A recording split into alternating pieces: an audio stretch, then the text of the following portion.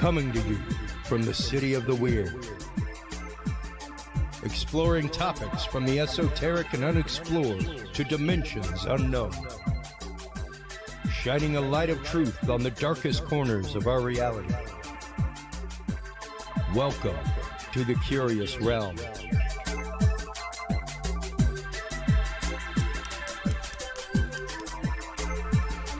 Well, hello everybody. Hello. Welcome to episode 74. 74. Doesn't seem like we have been on the air in this incarnation that long. It does not seem like that long ago that we were dudes and beer and receiving that news and politics trophy over there. Make sure and go and vote for us in the upcoming People's Choice Podcast Awards, folks. We could not have done it that year without y'all's support out there sharing the story, sharing the show, sharing our Facebook group, everything else. That is what brought us to the top of that category, as well as covering stories like the Minneapolis police hack with Anonymous, them coming on and taking over the airwaves for that one episode, and numerous news stories that we carry on here regularly. The whistleblowers like Robert Duncan that are coming on the show soon. Good folks like Dr. John Hall. Speaking of which, here's my Limbaugh as always. Let's take a look. Here is the upcoming pre-release schedule, just so you know, everybody. I am going on the road coming up here literally at about 5:36 a.m. in the morning for 4 weeks. But you can see we have some fantastic episodes. Tonight we have Jason Hewlett from We Want to Believe, a paranormal show out of the Canada area, as well as Dan Duke, a fellow Texan who is relative of the past Jesse James, and we will be talking with him tonight in our pre-recorded session about lost treasure from the Knights Templar that may be buried here in Texas by Jesse James. We'll be getting into that. Next week, our Falk Monster coverage is coming up.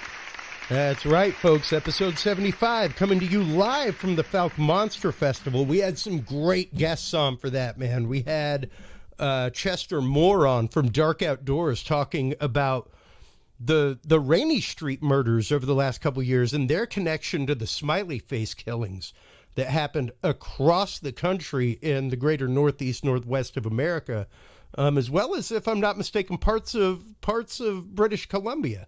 But we'll be talking with him about that in that episode and be having him on later in a full one. We also have Jeff Crypto Hulk Stewart on.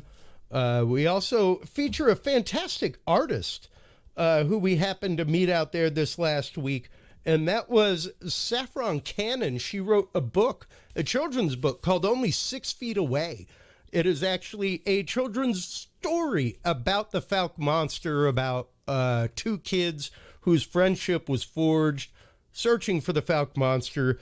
Good for her for carrying on traditions, for carrying on oral traditions here in the United States. Stop on by her page, folks, Art by Saffron Cannon on Facebook, and order your copy. Speaking of Facebook, let's go ahead and scroll on down our group there for the News of the Week. News of the Week is always brought to you by our Facebook group. dailymail.uk, aliens could contact Earth using signals from mobile towers. There's one more 5G one for you. Here's a pretty interesting one out of livescience.com. Giant phallus-shaped iceberg floating in Conception Bay surprised residents of Dildo, Canada. That's the headlines that you just cannot make up. Out of CNN.com, vampire straw confiscated from traveler at Boston airport. That's out of CNN. Out of NBC News, 7 people found dead in Oklahoma during search for missing teens. And out of phys.org, machine learning model sheds light on how brains recognize communication sounds. That is just some of the news that is fit to print, folks, there on our Facebook group. Stop on by and join us. That is the Curious Realm group on Facebook. Thousands of people there sharing articles, opinions, opening conversations on hard to broach, hard to breach topics. Of course, while you are online, checking out our Facebook group, joining our conversation, stop on by curiousrealm.com. That is the website for curiousrealm.com/store. That's where you can find all the books, like I Want to Believe, the book by our guest, Jason Hewlett. Jason Hewlett, how are you doing today? I'm doing great, Chris. Thanks so much for having me on. Absolutely. Welcome to the show. I have your book right here in my hand. I've had the pleasure of reading the first part of it today, and I love reading and hearing people's personal stories. We had a chance to talk for a minute or two before we hopped on air today. Let's go ahead and get into things. How did tell our audience a little bit about yourself and how you came to be involved with the paranormal to begin with.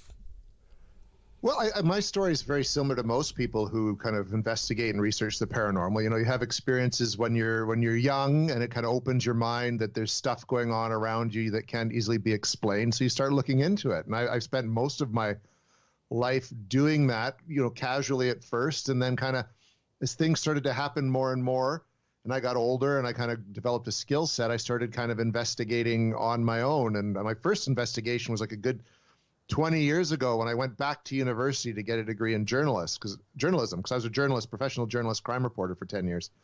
And in one of the classes I took, it was a magazine writing class, and you had a whole semester to write one magazine article. And I figured, here's a good opportunity to take my interest in the paranormal and do something with it. So I decided to write an article for the Fortean Times, which is one of the big publications out of the UK. Wow. Yeah, that's a huge one. It's huge. So I figured, why not aim high right away, right? So there's a place in my hometown called Tronquil Sanitarium, and it was a former tuberculosis clinic turned mental institution that shut down in the 80s when they kind of decommissioned all these asylums and sort of let all the patients out. And as soon as it shut down, the stories started, right? You know, the urban legends about it. And so I happened to know the guy who was the caretaker of the property at the time, and I asked him if I could come and investigate, and he said sure. And so I I found like a skeptic, a psychic, someone to be a camera person, and someone who had an experience out there. And we went and basically spent the whole night investigating this facility. And, you know, nothing really happened, but it was a lot of fun, and it kind of whet the appetite to do more of that. So I did that casually for a number of years, putting it on the wayside when I was a professional journalist, because back then, if, you know, your integrity would be called into question if you started talking about how much you're interested in ghosts, right? Like, it just wouldn't fly. What? And then once back in the early 2000s, because it wasn't. I can't even imagine. I can't now either. But back then it was just kind of like, don't even do now, it, don't talk about it. Even now, dude, right? I would love to say that stigma is gone, Jason. It isn't. No, I'm sure it's not. Yeah. Right? It's a little more mainstream now, like all the shows and all that kind of stuff. Definitely say, like, you could definitely sneak one into Wired. Hey. Yeah. Oh yeah. Right. Or even around Halloween, like our group gets called on Halloween to be on TV and on radio and all that kind of stuff. But it's still exactly kind of taboo as a mainstream occupation. So it wasn't until 2017 that I realized the Paranormal Society, which is out of Vancouver, British Columbia, a few hours from where I live, was doing a membership drive because they had an interior chapter, and I decided to apply. It was right around Halloween, and that's when I met Peter Wren, who you know, I now co-formed the Canadian Paranormal Society with. We've written our books. We Want to Believe, and so I started investigating with them and became like a society director and a lead investigator. And in 2020, sort of when the pandemic hit, Peter was now located in the same city where I am, which is Kamloops, British Columbia. We formed our own group and went off on our own, and that's kind of my little journey in a nutshell, right? Starting from experiences that I remember when I was 5, leading kind of right up to now, where we were investigating all over Western Canada, and recently went even down to Idaho to do some investigating, and are kind of writing books and doing web shows and even doing a little bit of podcasting on our own, like everyone else seems to do. Yeah, well, I mean, it's hard not to in this day and age. It really is a form of media, B, a form of journalism. Like, I never thought that me just doing my show the way I do my show, Jason, that I would win over Reuters. Right? I beat out the Reuters podcast for my News and Politics Award. Which is fantastic. And I think it's great. With a show named Dudes and Beer. Do that. With a show named Dudes and Beer. Even better. It wasn't even named Curious Realm. It was Dudes of Beer. That's awesome. So it's like, wow. The fact that, yes, I am, quote, citizen journalist. Absolutely. It's a different day and age. The day that I got my first press pass as Dudes and Beer, I was like, wow. Wow, because I'd worked broadcast. I'd been a broadcast engineer. I'd been a broadcast cameraman, all kinds of stuff, you know? Like, I've had my fair share of press passes. I've gone through Secret Service background checks to get badges for shows I work. Yeah. No, it was like crazy. Suddenly, wow, no, I am legitimately a journalist.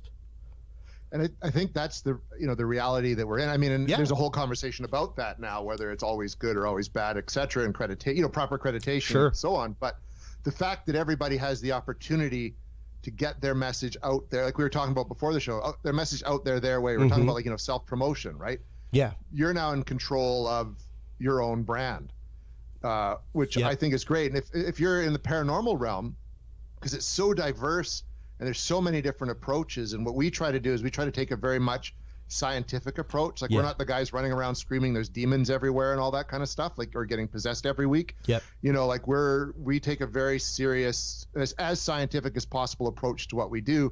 And we think that's a message that's not getting out there in a lot of this media surrounding the paranormal. No, precisely. Like, I was just at the Falk Monster Festival this last weekend. My brother, love you, Randy. Thank you so much for coming out and helping with everything.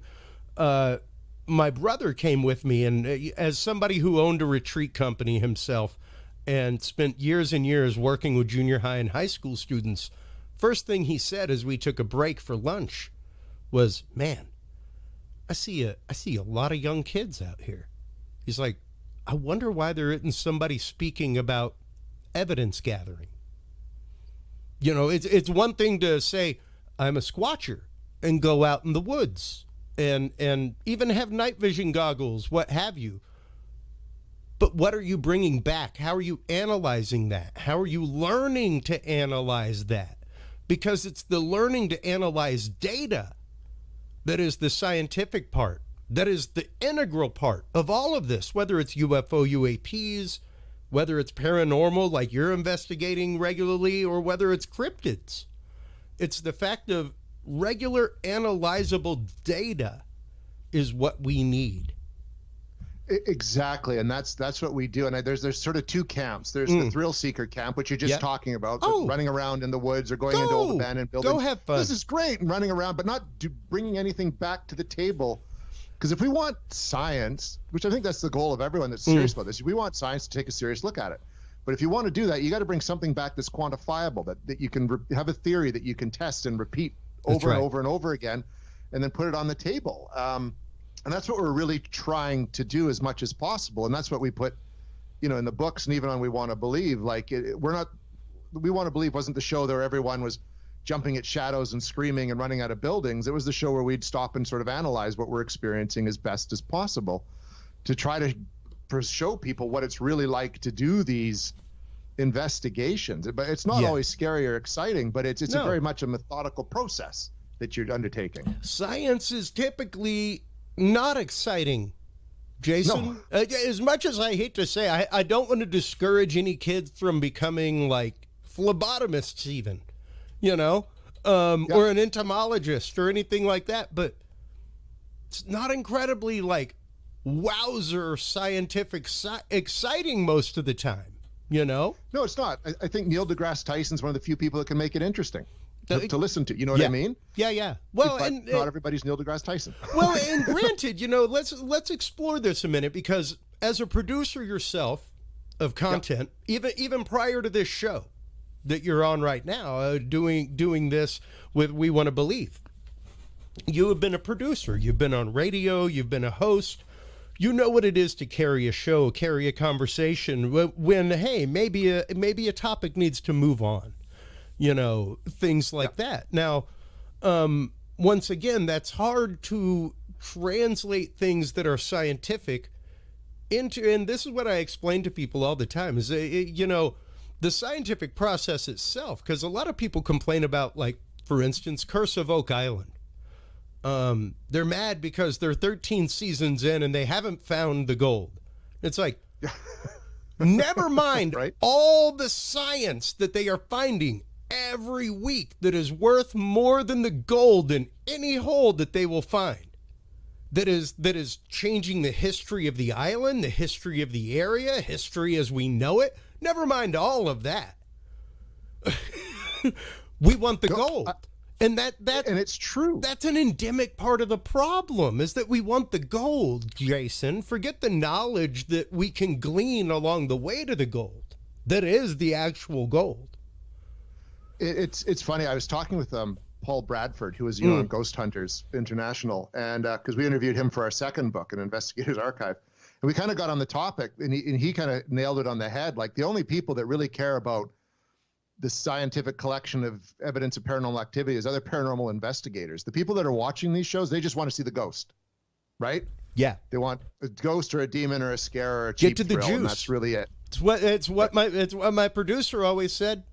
Great story. Where's the juice? Exactly. Where's the juice? What's the hook? What's the lead? What's you know what I mean? We found this in journalism, doing a crime reporter. What's the most gruesome detail? That's maybe not the most important, but that's how you hook the people to read or watch, right? Like the headline I read about your neighboring area earlier as we came in off Facebook from Conception Bay. Yes, like which I'm still laughing about. You could not set up a better trifecta of a title of facts. 3 just straight facts. That whoever wrote that headline deserves an award. Absolutely, man, they deserve yes. Exactly. But that's just it. You could have written that headline 28 different ways and not had the zazz and not had the juice that headline had.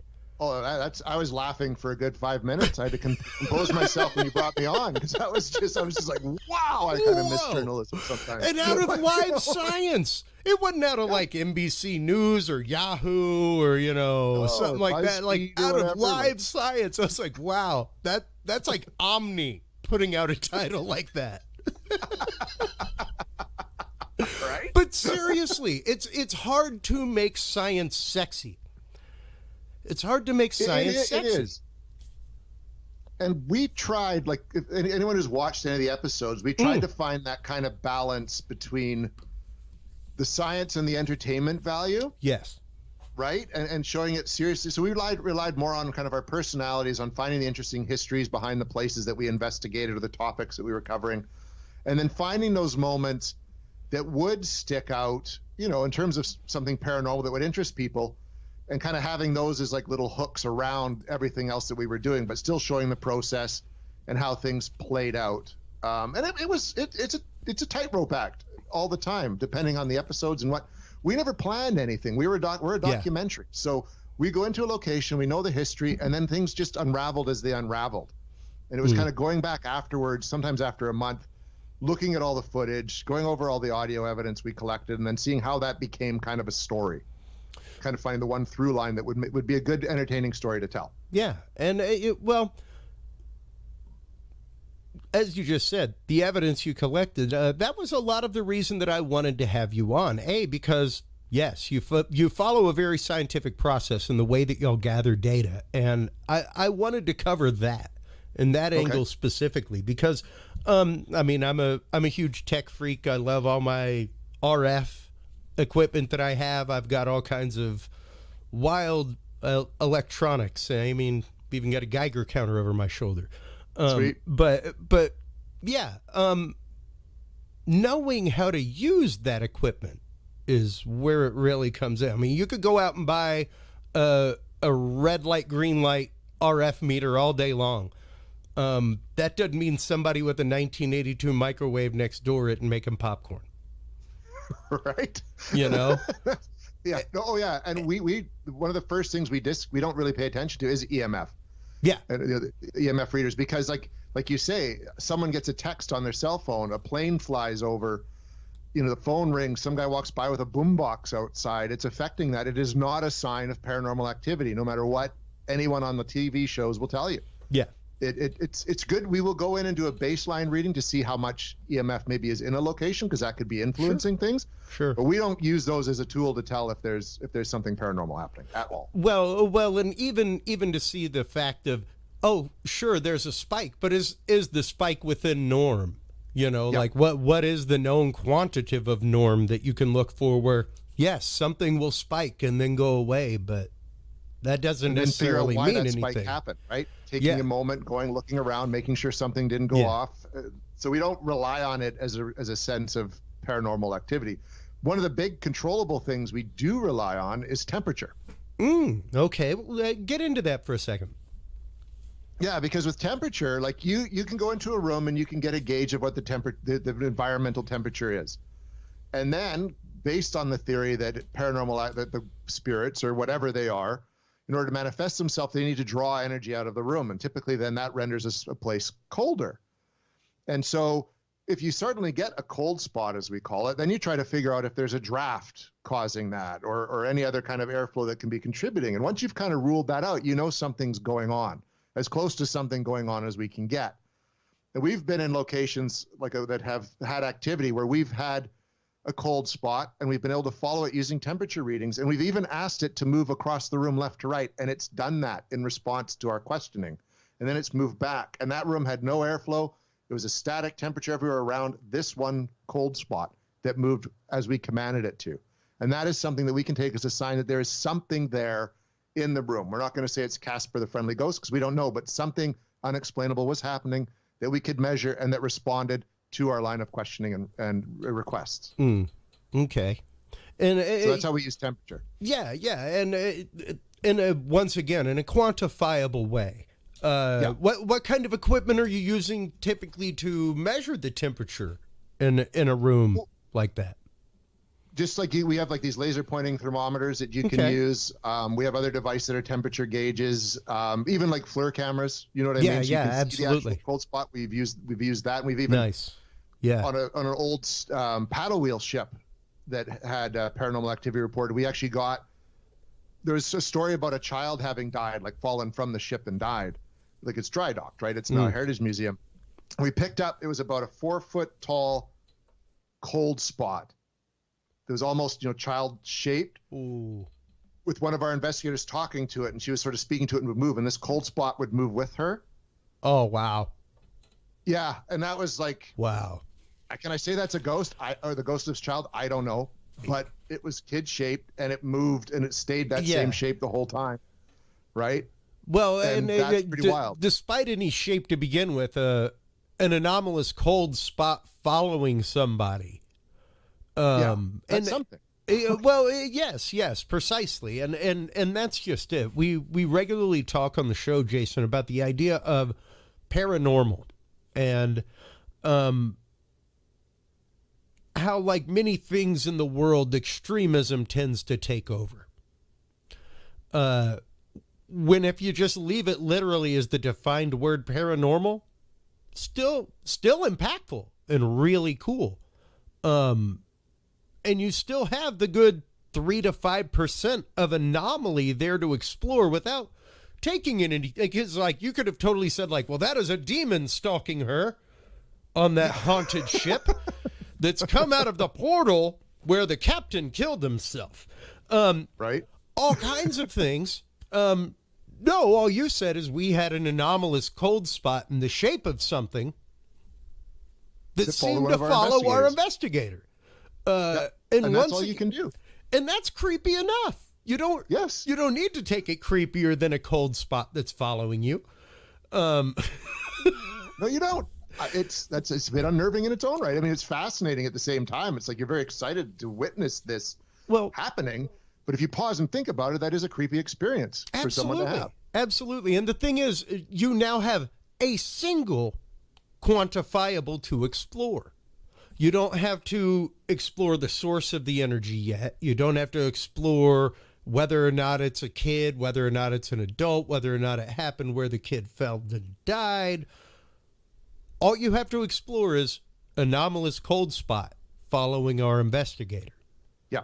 That's it, which really narrows down the scientific process and gets rid of all of the hoo-hoo that would get in the way of that. And I think that is a big problem in a lot of the paranormal communities and in the way that evidence is garnered and evaluated. Because I think that a lot of the problem, Jason, is that we come to this point of want of validation. Yeah, no, I agree. And I think with that validation, then you get into like the stories that you were mentioning, jokingly earlier, that they want. And I think that's where, and it's tough, and it's kind of, you step on some toes doing this, but people have a belief system, right? Yes. And it can be a spiritual belief system, a religious belief system, a non-religious belief system. Mm-hmm.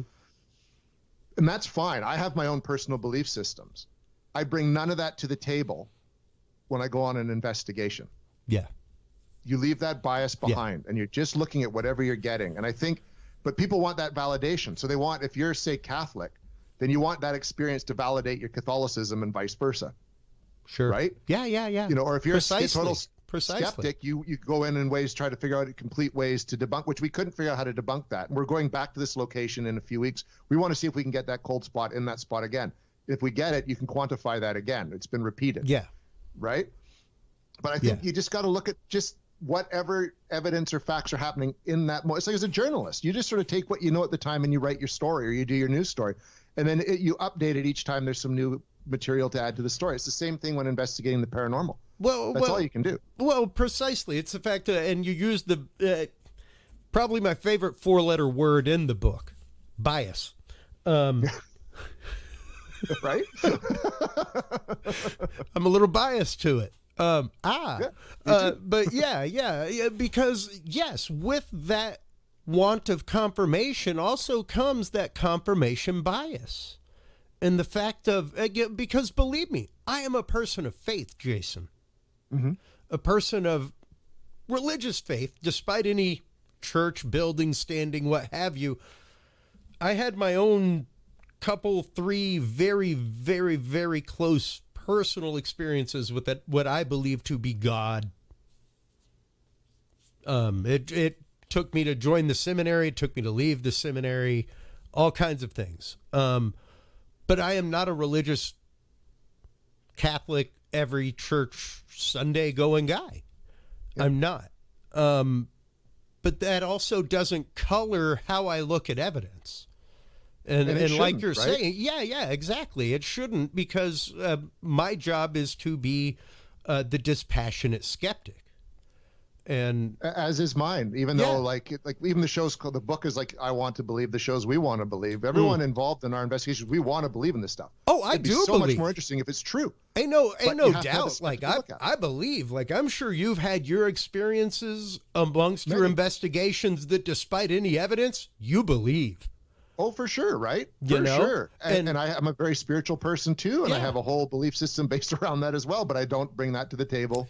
Exactly. When I'm investigating. Even when I have something happen that's a personal experience, I try to step back from that. Yeah, precisely. And for me, it is the fact of, yes, the dispassionate skepticism. And unfortunately, I think most people, first thing that comes to mind, especially in these communities, is Skeptic Magazine, which, yes, is not proper skepticism. I know the one you're talking about. No, it's one of those it's very biased toward like, no, none of this is true. And it takes on quite a few. Skeptic Magazine takes on quite a few of the topics like what we discuss here, paranormal topics, things like that. For sure. But they come at it from a very unskeptic point of view and a very biased point of view, because the proper job of a skeptic is to take in all data and absolutely have your mind changed. You're looking to have your mind changed. You want to actually know a gentleman have my mind changed. Yeah, the gentleman Daniel Loxton, who's written for Skeptical Inquirer, and he and I had a great conversation for this new book I'm writing. And he's the same. He's like that. Like he's like how we think. Like he wants to believe in this stuff. So show me. But like in say certain topics like lake monsters, he just doesn't think there's anything to it. The evidence to him just leans towards no. But he hasn't signed off on everything that's going on. He wants to be shown. And I think that's how we've got to be. Like I would love to lean towards all this stuff being true. But I haven't seen quite enough evidence in all departments to believe that everything is like that. All these different things are 100% real. Yeah. That makes sense. Absolutely. Absolutely. And a prime example that we discuss on this show regularly, Jason, is crop circles. That's a big one that a lot of people, whenever I tell them what my show is about, they're like, oh, what about all those bunk crop circles? Like, yeah, what about the ones that were like happening in the 1500s? Yeah, Like, right. You know what they weren't trying to do in the middle of the Black Plague? Just jack up a whole field of wheat. Right. And who's going to see it anyways? Crush it right? underfoot. Like, You would be burned as a witch, whether you were in league with the devil or not. You destroyed half the town's wheat with your prank. You'd have been burned with all the husks. Like, so yeah, I think there's something to some of those. When you start looking at things and the fact that, devil circles have been recorded in England since the 1500s. And yes, even out of modern crop circles, there is an anomalous 3 to 5%. And even in the world of the paranormal that you're researching, and the spiritual paranormal and the cryptid paranormal, there is this anomalous 3 to 5% that's one of those. The analogy I make is if I was paying somebody to build me a wall and they went, there's your wall. And I'm like, where's the other 3%? I don't know. You know, you can't explain it away. I don't know a chemist that would just be cool with a 3 to 5% loss of solution. Right. Unexplicably, can't explain how, don't know how, just lost it when I was making the solution. Two things didn't ratio up, came out to 97% of what's left. So I don't think you would pass chemistry. I don't think you would pass the chemistry test if you could not account for the 3%. And that's what we're looking into, is that 3% that you just can't account. Like a lot of the time, a lot of the time you can explain things away in a logical, rational way. And there's lots of, real world, normal explanations for it. But there is that small amount, like you say, 3 to 5, maybe even 10%, that you just can't. And that's the fascinating part. And when you get one of those moments, that's what drives you to keep investigating, because it's just like, you got to know, what is that 3 to 10%? You know what I mean? That just, you can't explain why. Where does it come from? What's it about? Yeah. What does it mean to us as a species even? Absolutely. I mean, even as an investigative journalist, you want to know. You want to know where that other 3% is. Let's get into some of the cases of that 3 to 5% that you have come across during your time of investigation, Jason, with the Canadian Paranormal Society. Well, there's like where to begin. There's so much. Let's begin with your favorite. My favorite one? Let's begin with like the one that really keeps you moving, because there's always one amongst things where it's like, man, we've been there 3 times and every time there's something crazy. I want to keep going back there. There is something to that. So what is the one that just kind of dogs you in the middle of the night whenever you think about it, Jason? Well, it's funny because we recently investigated at the Gooding University Inn at Gooding, Idaho, which is hands down probably the most, quote unquote, haunted places I've been in. And it had some very profound things happen there, which we could touch on. But the one that really hooked me and that I keep coming back to happened at Tronquil Sanitarium, which I mentioned earlier in the show, which is one of the first places I investigated. And I went back to that place 3 or 4 times. And one of the times, I went with my friend Donna, who was the psychic that I brought on the first investigation. I'm not sold on psychics 100%, but she's pretty accurate, kind of thing. And we spent the day, we went during the day this time and kind of were exploring and looking into stuff and had some, just not much happen, but just a few odd little things. But we decided before we left, we wanted to go into the tunnel system. And now Tronquil, all the buildings at Tronquil are connected by an underground tunnel system. And this was done because it's Canada, and in the winter it snows a lot. And so it's easier to move patients and supplies underground than sometimes above ground because of all the snow. And these tunnels go on, it feels like for miles. And now they're dark and there's no airflow. And they're creepy just by their very nature, that they're these underground tunnels that are always dark. So we explored and we spent quite a bit of time down there. And we went through a door and came out in what would be called the laundry facility. It's like a laundry building where all the laundry was done. And we're like, okay, it's time to go. So do we go back to the car, like kind of go up and above ground, or do we want to go back through the tunnels? And so we decided to go back through the tunnels for one final search. And so I turned around and I grabbed the handle of the door. And these doors are the kind where you can kind of just push through them. Like there's no resistance at all. They just kind of flap almost like, batwing doors, but they're big doors. And I'd just gone through the door. I pulled it open and I got about halfway towards me. And then something reefed back on that door with enough force that it slammed shut. And I'm 6'1" and I was about 200 pounds. I was pulled off my feet and I hit the door. Wow. And Donna screamed and ran. And I'm not going to lie, I wasn't that far behind her because that was beyond anything I had experienced at that point. I have never had anything happen quite like that since, where I've actually been physically, I've been sworn at. I've seen objects go off shelves, that kind of thing, but I've never been actually physically moved by something. Yeah. Yeah. And that is a frightening experience when it happens. That is one of the three experiences that I say all the time that I've had my experiences and I can't explain them, but they definitely happened. And that was one for me where I was pushed in the small of my back. And you know it, you felt it. You were moved by it, like right? It was a hand. Like the number of times I've felt my mother's hand right there to move me out of the way from something, and it's frightening when it happens. And like you said, you're not a petite individual, you know, so it's not like it was a gust of wind or something like that physically moved your body. No, it was a door. I was pulled, it pulled fast enough. You can let go of something sometimes. It happened so quick that I couldn't even let go of it until I hit the door. And then I just hit the door and bounced back and said, I'm out. You know what I mean? I'm out of here. And Donna watched it. She was there and saw the whole thing happen.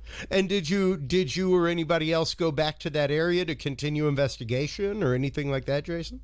That was that, man. I didn't investigate for a while after that. I was just one of those, nope, I'm fine for now. Yeah. Everybody thinks they went back in the daylight or something like that. No, Jack. Why? I know what happened.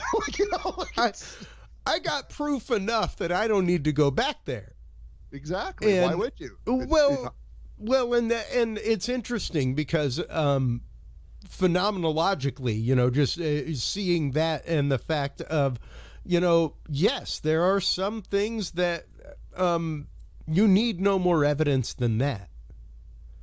And something to do that, I don't take as being necessarily friendly. Mm-hmm. They didn't want us there. Yeah. It didn't want us there. It said to go. We've wanted to get back to the location since then. It's under new ownership. They just don't let anybody in, and it's kind of a shame because it is falling into disarray, and it's probably too dangerous to go into some of those parts of the tunnels anyways. Yeah. It would be neat, but my immediate response was, I don't need to go back there anytime soon. I quantified up the wazoo on that one. Yeah. But at the same token, that horribly frightening and visceral experience can, like you said, be something that fuels the continuance of work because, you just had an extreme personal touch with that. Yeah. And it did. Once after a while, taking a little bit of a break and really mulling it over and talking to some people and even going to people of faith to try to, see what they thought. Just looking at all options. And eventually I did get back to investigating again. You know what I mean? Even on my own. I did it on my own for a number of years, just not really knowing what I was doing, but I kept digging when I could dig. Seeing what I could have happen.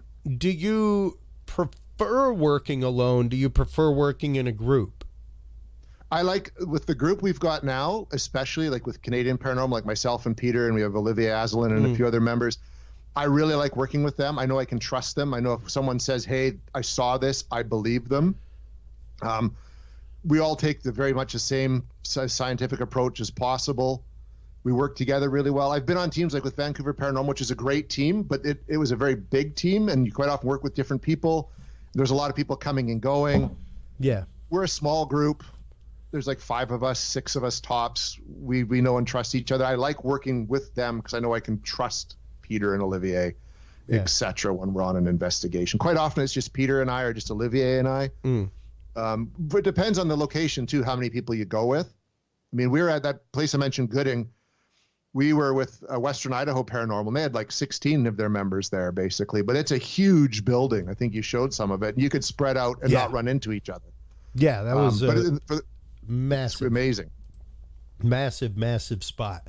And, you know, with that, another question I would have related would be, do you find you get better results by yourself or with a group? And do you think that that is because you have more instrumentation and more eyes on instrumentation in different ways? Yeah, definitely. You want at least one other, like I've done stuff on my own, but you can trick yourself. Oh, sure. Right? You can totally trick yourself. If you're there with one other person, or maybe two, you can did you hear that? Yeah, I heard something. Or no, I didn't. You know what I mean? Like a prime example, Chris, we were at a residential haunting at this woman's home. We'd been there a few times before. The house always delivered. Something would happen, a lot with electrical. We were down in a basement, and myself and the homeowner were in one room, and then Olivier was on the other side of the door, and Peter was upstairs. And suddenly, like, we're kind of doing our EVP session, and suddenly Olivier jolts and was just like, "Did you hear that?" And I said, "I didn't hear anything." And from upstairs, Peter's like, "I heard that." And it was someone going, "Hello, hello, hello." Oh, wow. A disembodied voice saying that. It was behind him. And his audio recorded it. Peter's audio upstairs recorded it, but our audio in that room didn't. Wow. So I don't know why, but it shows how even like in different parts of a building, even like just feet away, you can get a different response. Oh, so it's good to have people sort of spread out a little bit as well, right? Oh, absolutely. And once again, it's not just the response, because yes, different people have different energies. So it would absolutely make sense that a spirit or even another intelligent energy in a space would respond differently to different people. Exactly, right? Exactly. Yeah, no, that's a great way to sum it up. Intelligent energy in a space. I dig that. Yeah, and well, because I'm not necessarily going to say it's a ghost. I'm not necessarily going to say it's a demon. I'm not going to say it's something. Hey, man, for all we know, it could be literally you on the other side of a dimension. Well, and there you go, right? No idea. We got no idea. That is the para of the normal. That's literally the paranormal. And but the thing is, once again, it's the yes, having more people makes the team itself an instrument of study. It does 100%. Because somebody could walk in, see something, feel something, everything else, walk in and ask somebody else to just walk in there. Yeah. And then you can compare. Do you feel anything different? Exactly. Right? And you don't have to tell them beforehand what you feel, so that you give them. I guess in a sense that would be almost like a pareidolia. You know, it would. You through power of suggestion, you can influence someone else's experience. Oh, absolutely. And I mean, one prime example I give regularly. I'll play this video real quick. This was recorded in my backyard. Now, if I gave that to you, Jason, I said, I recorded that in my backyard, what would you say? It's interesting because I've seen something like that myself, and it turned out to be Andromeda. There you go. That is the planet Sirius. Okay, see, yeah. Shot out of focus, shot with video, out of focus in my backyard. It was out of focus when I saw it. Like, I didn't take it out of focus and make that happen. It happened to be out of focus because of the brightness. Yeah. You know, that's what's making the iris try to flicker and catch it, and that's what's causing the colorations between the flopping colors and everything else. And so I recorded it.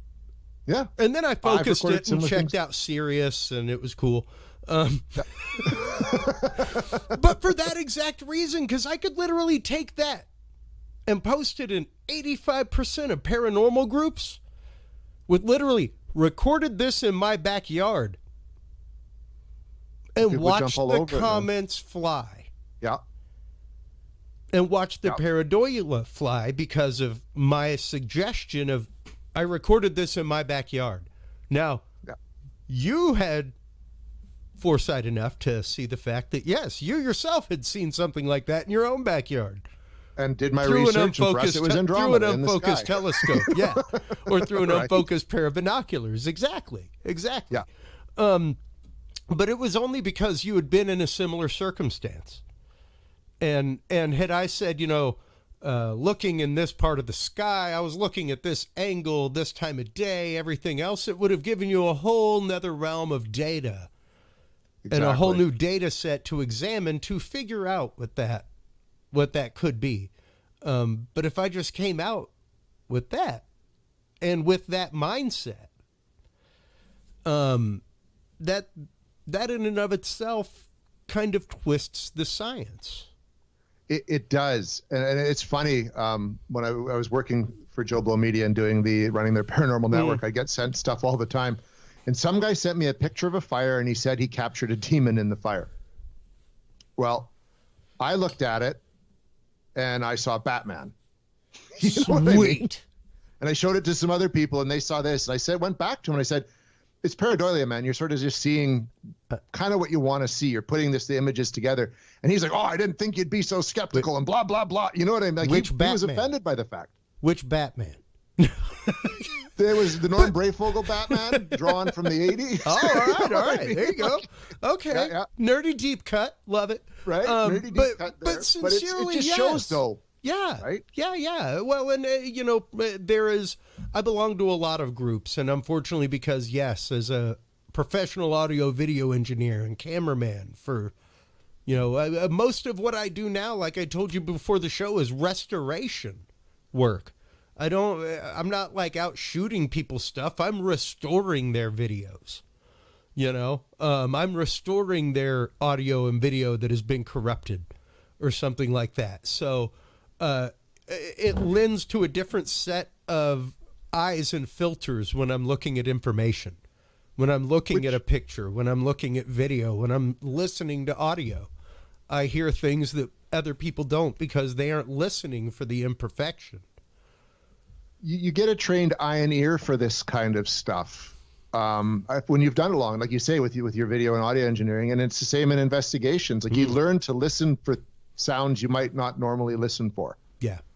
Right. Especially doing an EVP session when everything's like really quiet, and quite often what you do pick up, it's rare when it's like a hello, hello, hello, where you can hear it with your ear as it's happening. It's usually stuff you hear after the fact, and it's very quiet. But you need to train your ears to listen for it. And then you got to go back and, okay, well, what did I hear? And was it like a pin dropping, or was it a metal? If you boost the audio, is it something more metallic, or is it more like a voice? Yeah. And you kind of got to pick apart all these little things you experience. It comes down to really asking, like, it's almost like how deep do you want to go to really get to the facts of something, or the truth? Not even the facts, the truth of something. Because you can hear something and say, oh, that was a ghostly voice. I don't need to look anymore. Yeah. Well, and once again, like you said, how deep are you willing to look at something, and are you willing to go through? Because I think a lot of people forget the mass swath of data that you should be getting on an investigation. Even if you're talking to people, even if you're talking a few pieces of equipment, what you're gathering there is a lot. If you're talking about running 3-4 digital recorders for 12 hours long, you got 36 hours of audio to listen to, and you got to listen to every bit of it. And not just once, like 3-4 times. So there is a hard, passionate dedication to true, real investigative technique when it comes to analyzing the data that you collect. What kind of data do you guys normally look to collect on, let's say, let's start off with a general, somebody called the Canadian Research Society. They called you guys and said, I have some property that I think may have something going on. I would like somebody to come out and look at it. What kind of data are you looking to gather in that initial visit? And what kind of data are you looking to gather if you come back to location? First, we'd like to get a history of the place and what's happened there and who's lived there before. Like, have the people that are having these experiences lived there the whole time? Have they? How long? If not, when did they move in?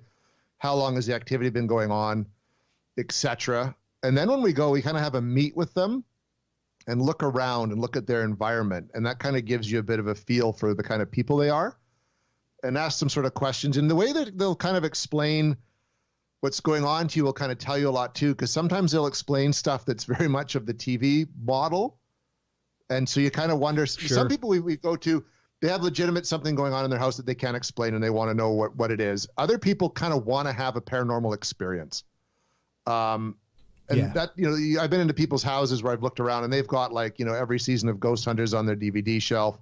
They've got, you know, posters up. They've got like vast horror movie collection. You kind of just got to be a little bit careful in that sense, because they kind of want something to my happen. Experience now. Yeah, right. Like they want they want us to prove that their place is 100% haunted and full of demons. Yeah. And then we kind of do like an initial investigation. Quite often we will ask the people to leave, and we'll stay in their house for even just for a couple hours to get a base reading. We primarily just stick with EVP sessions. We use a spirit box, which we kind of with a noise gate added because they're very noisy devices. And then we'll run cameras, and we keep it pretty simple with the first one. And then we see if we get anything that kind of matches what we've been told. Okay. Or that sticks with the history. And then we bring it back to the homeowner or the business owner, etc., and see what they think. And then based on that, we either investigate again or we don't. Sometimes people don't want you to come back because you haven't validated what they wanted, or they feel satisfied with what they've got. But it's really great when we can go back multiple times. We've got a few places we go to many times, because then you can kind of test your theories about a place over and over again. And we've done some residentials where we've been able to go back 5-6 times. We've got like some historic sites we visit on a regular basis. And that's really great, because then you can take from each investigation, you can build on your body of data to try to then see how much, I guess, just prove or disprove your findings from the previous time.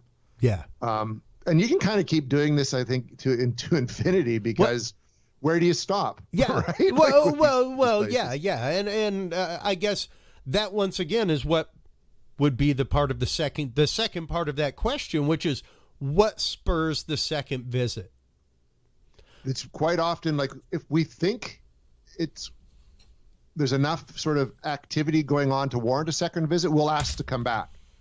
But it's usually then left definitely up to like the homeowner or the business owner or the site owner if we do or don't. And it's great when they say yes. So then we go back for a second time, and then we sort of, again, bring more evidence back. What's your check? What is your, like, getting the car inspected? Here's the 5-point checklist. What are the, you know, what are the 5 things that, like, whenever you go in as a team, like, you all get together outside? Because of course you aren't necessarily together in the house while you're doing an investigation, correct? All the team in the same room at the same time. Yeah. And usually, or you'll do different floors. It depends on the size, because you don't want, sometimes we do stick together because in some houses they're not big enough. And if you're doing an EVP session in one place, you can actually be heard because some of our equipment is so sensitive. Oh yeah. So you don't want to taint that data that they're collecting. So we sometimes stick together, but yeah, we go off sometimes for about a half hour, for an hour in different spots. And then we meet again, talk a bit, and then we go off again and switch locations. Okay. And then you kind of compare, because sometimes one team gets something, the other team doesn't, right? And you kind of go, all right. And then you get enough data. It's like, okay, we've definitely got like, you know, a few really solid EVPs here. We'll go back and look at some of the video and see if we picked anything up. And if it's compelling enough, if you say no, that the home used to be owned by someone named Dan, and when you're asking, you know, could someone here please identify themselves? And you get the name Dan. Oh, well, that's something, right? And so that kind of, you take that back then to the current owner and say, yeah, someone named Dan, you know, we picked that up and they used to own here. What do you think? And they'll go, this is great. Come back and let's try it again. Yeah. Yeah. So yeah, you're looking for some basis of confirmation from different parts of the team.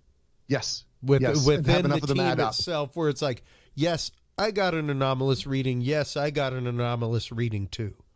Yeah. In the same location, not necessarily like I got one in the garage, I got one upstairs. Cool. Let's come back. Yeah. You can now go upstairs and I'll go in the garage. Yeah, and yeah. if we each get something in those spots. Now that means something, because otherwise it could just be something outside or a block away or a car backfiring, absolutely. or whatever. Hey, right? the kid next door could be a ham freak, and, Right. and over there like using his ham radio, talking to people in Turkmenistan. Who knows? Right? Anything is possible. Well, I mean, hopefully you saw the antenna as you approached the house. However, We usually look for that kind of thing, yes, right? And then we're aware that could be playing into what people are experiencing. Things like that fully happen. And we have a large community of targeted individuals that listen to this show, Jason. And that's one reason why I bring it up, is because even whenever I go to their property, before I ever bring out RF Analyzer 1, before any of that ever comes out and we start looking for satellite signals or anything like that, I bring out Gauss meters. Let's look for any strange, just magnetic signatures that may be in the house, something like that. You may be living over an ore deposit, something like that. I bring out exactly right. Geiger counters, because you may have a fault line underneath your place that you don't quite know about. And that will be affecting your experience. Gamma radiation leaking through your floor. Exactly.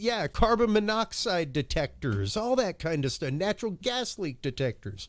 Once I get rid of the norm that we can explain, now we'll go for the para.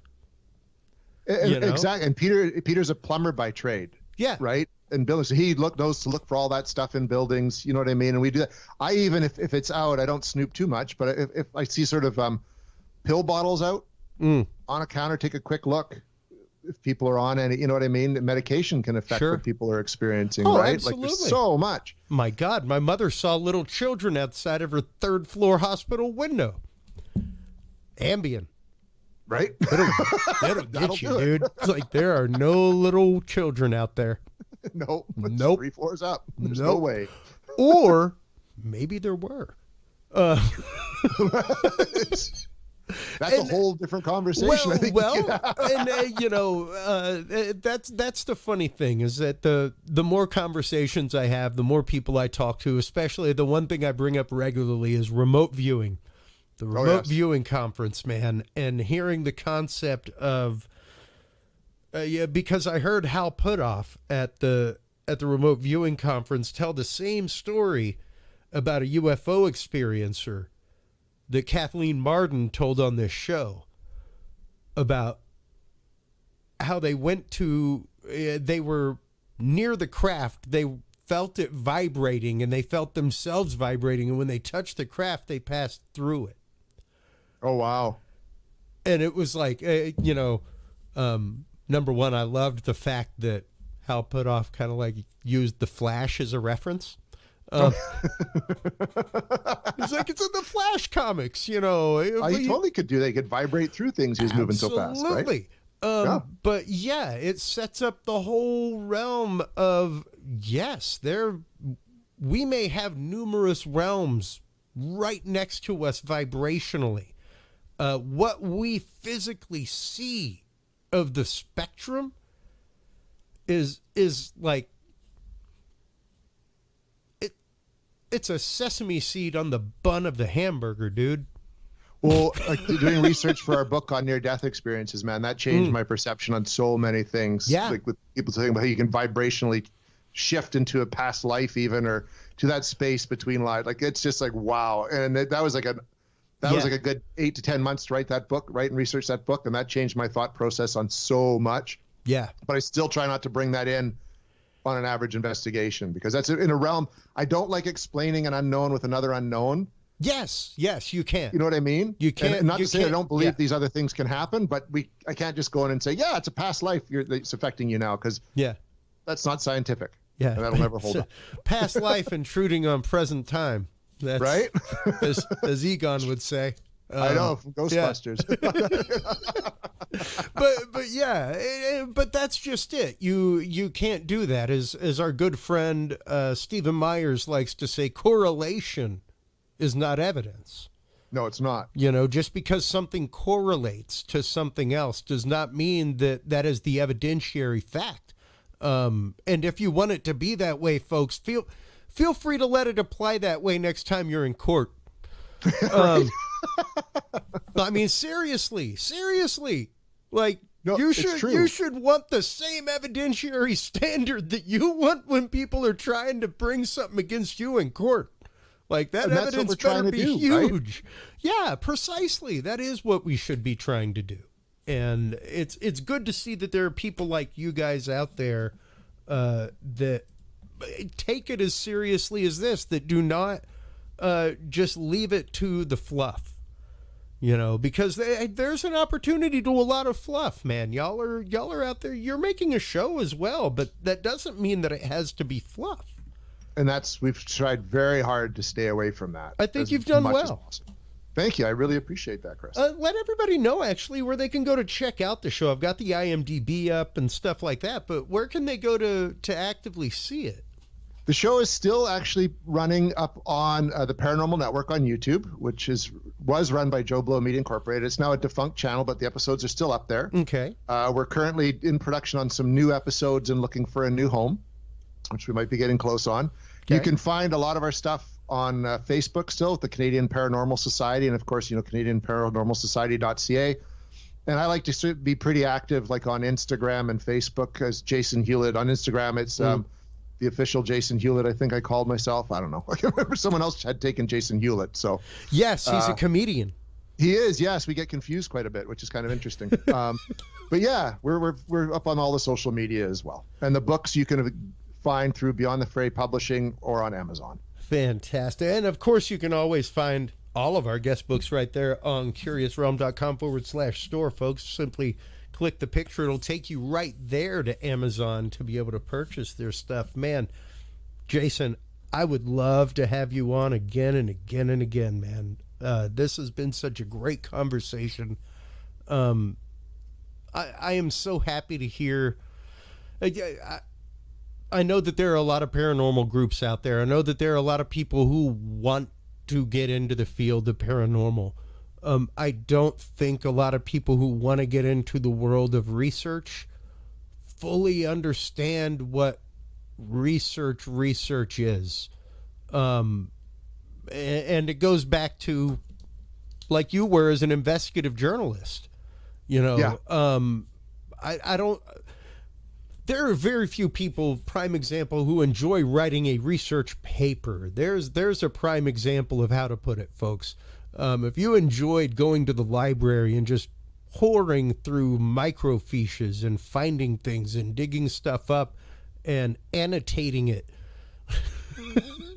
then you might be a good paranormal investigator. You might be a good paranormal investigator. You may really love this. You know, if you like going out on the boat, way out to the water and coming back and catching nothing over and over and over and over and working your butt off, you might be a good paranormal investigator. Exactly. Because you're going to get nothing nine out of 10 times. Well, yeah. The idea of literally going fishing. It's not called catching.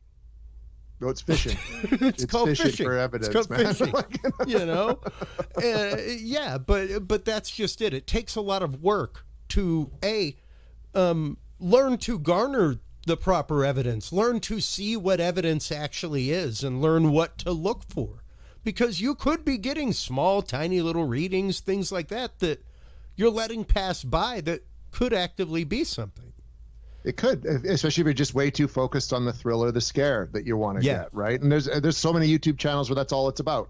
You know, they just want to make a buck throwing something potentially scary, but probably not real up there.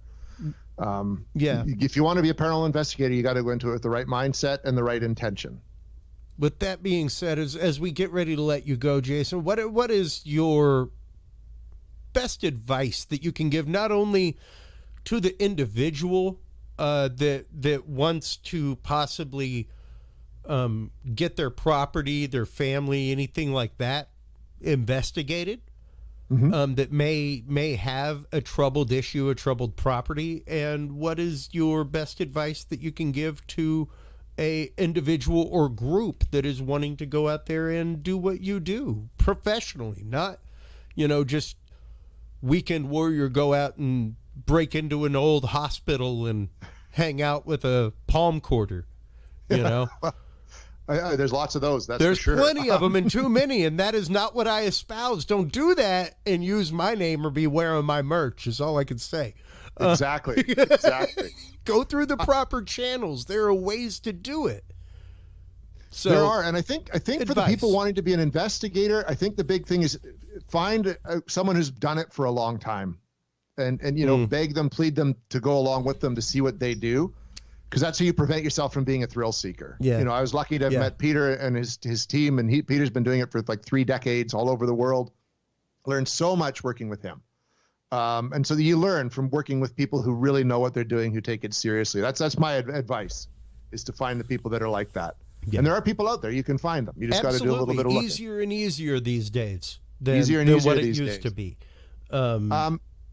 If you have what you think is a haunting going on in your house, you want help, there are lots of groups out there. The biggest telltale that they're full of crap is they expect you to pay them. Yep. Us in the field are doing this for the passion and love of it and for wanting it to be taken seriously and move the science forward. No serious paranormal investigator will charge you money. Same with a psychic. That's sort of my biggest bet. So if you find a group that's willing to come, you know, look at their website, see how long they've been around for. If they're well established for a long time, they're not wanting to bill you anything, allow them to come in and have that initial visit. Yeah, precisely. And if they're contacting you, be wary of that. Yeah. Right. And, you know, do your research into them. Like, we have reached out to some people, but only because it's been recommended that we should by someone. So there's always that for a warning. But yeah, if there's kind of a bunch of guys in black show up on your front steps and just say, hey man, we want to investigate your house, I'd be a little bit leery. Yeah. Don't let anybody creep around in your basement, things like that. No. And that's just it. It really is on both sides of the coin, really, and open mind and a wary eye situation. You know, whether you're talking about looking at evidence, or whether you're talking about how to approach going and doing an investigation. Exactly. Once again, there are proper ways to do things. There are ways to go about doing it. Contact your local officials, contact your local city hall, stuff like that. You would be surprised how helpful some of those places are if you simply call them and ask them. Yeah, exactly. Yeah. Find who's the board of directors for this. If it's a historical site or society, find who's on the board of directors, talk to them, come up with a pitch or proposal. Yeah. Precisely. Jason, thank you so much for your time. I greatly appreciate it. Before we let you go one last time, let everybody know where they can go to get a hold of the Canadian Paranormal Society, where they can go to contact you if they have a property that needs to be looked at, or if they are near you and want to get involved. Yeah, you can find us on Facebook at the Canadian Paranormal Society, and of course you can find us at canadianparanormalsociety.ca. There's a contact form right on there where you can reach out to us, and myself or Peter will get back to you. Fantastic. Please do come back on the show. I would love to have you back on to talk about cryptid research, to talk about your new book that is coming out, everything else, man. Thank you so much for taking the time, coming on, talking with the audience tonight, and sharing everything about I Want to Believe. Go out there and get your copy, folks. It is fantastic. Great reading. I'm looking forward to finishing this on my plane ride, along with Before Roswell, another upcoming guest. So thank you so much for the time tonight, Jason. Thanks so much for having me on. Yeah, I'll come back anytime, Chris. All right. Well, I'll be reaching out with links, everything else. You take care. You as well. All right. Bye-bye. Bye. Man, incredible conversation there, folks. Make sure to stop on by and check out the Canadian Paranormal Society. CanadianParanormalSociety.ca is the website. You can also find them on Facebook. Make sure to stop on by and check out the We Want to Believe group as well. And stop on by and check out that show on Canadian television while you are on the interwebs, checking everything out. Make sure to stop on by CuriousRealm.com. That is where you can find everything Curious Realm, all of our episodes. That is where you can find our newly revamped store with all of the books from our guests, including Jason and Machiel, even Dr. Robert Duncan, who we will be having on here in a couple weeks. We have some fantastic guests coming up. So speaking of guests coming up, right after these messages, folks, we will be coming back with our good friend and guest, Daniel Duke, fellow Texan, talking about his life as a descendant of Jesse James, how his research into his descendancy to descendant relative being a descendant of Jesse James with his mother got him followed by authorities. Really, really interesting story there, as well as the possibility of Jesse James burying treasure right here in Texas, coming up after these messages.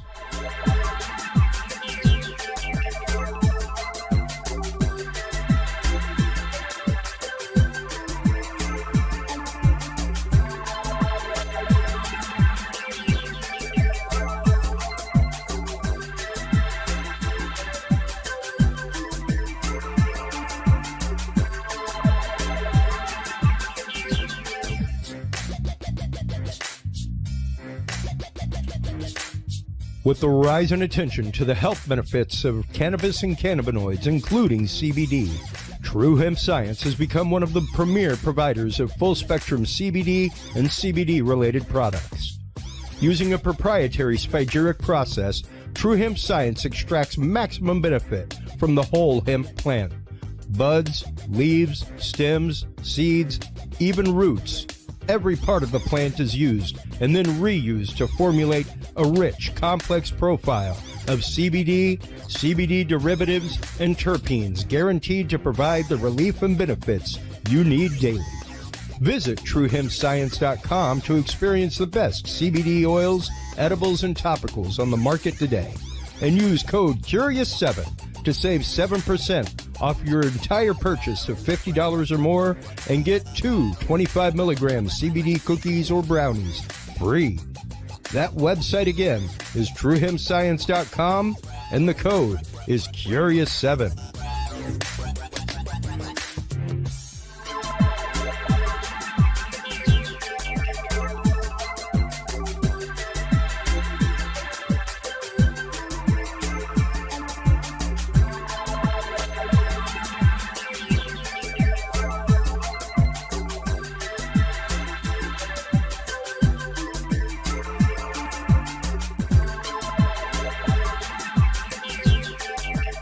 The Curious Realm Podcast is your source for the latest and greatest news and events in the world of the paranormal, esoteric, and forbidden knowledge.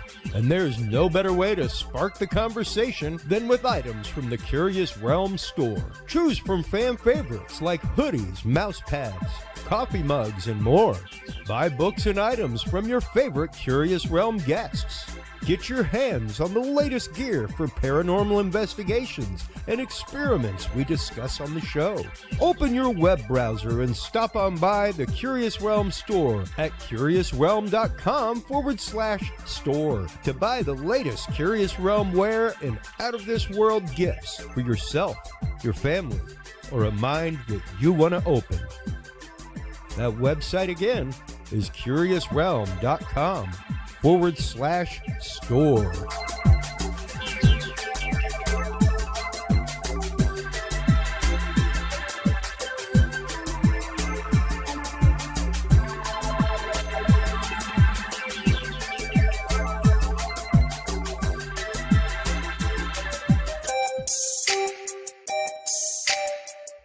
Have you considered starting a podcast? Looking for a way to make your business a voice of authority in an industry? Then Podcast Cadet is the solution for you. Whether starting a podcast for yourself, your brand, business, school, church, or just plain fun, Podcast Cadet is here to help you navigate the waters of the podcast industry. Specializing in one-on-one consultation and training with industry professionals in fields ranging from podcast technology and editing to distribution, monetization, and even social media strategies. Podcast Cadet tailors their services to the specific needs of you and your podcast. Do you already have a podcast and trying to find ways to engage and grow your audience? Sign up for your Podcast Cadet audit today and let us help you explore new and exciting ways to leverage your content and elevate your podcast brand to whole new levels. From consultational workshops to affordable podcast production and maintenance packages, Podcast Cadet is your one-stop shop for everything podcast related on the internet. Visit podcastcadet.com today to sign up for your consultation or training and use code CURIOUS20 to save 20% off your entire purchase. That website again is podcastcadet.com. Well, hello everybody, and welcome back from that commercial break. Thank you so much to our sponsors, especially Dr. Kimberly McGeorge from The Secret of Everything. Secrettoeverything.com is her website. She is your source for alternative health, frequency healing, and consciousness expansion exercises. Stop on by. Secrettoeverything.com is her website. We will be getting her on soon to talk about updates and amazing projects that she has been working on. While you are online checking that out, of course, make sure to stop on by the Curious Realm store.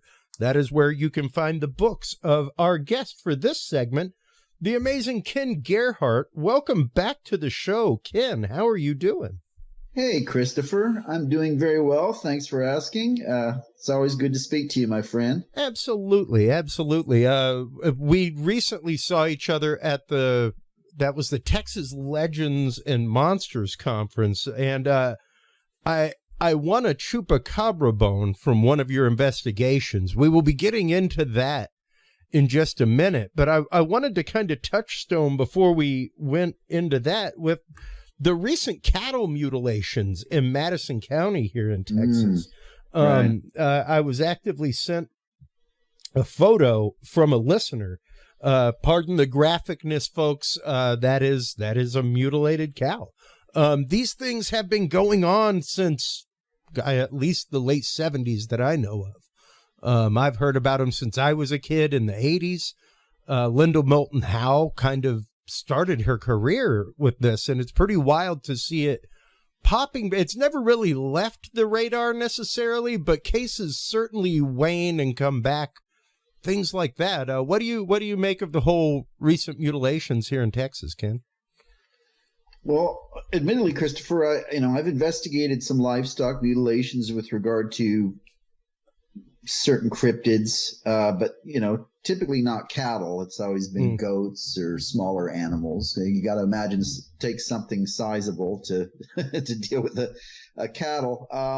But you're right. The phenomenon, to my knowledge, goes back at least to the 70s. It started kind of up in Colorado and parts of the western U.S., and then it kind of, gravitated around wherever you had kind of ranch land and stuff.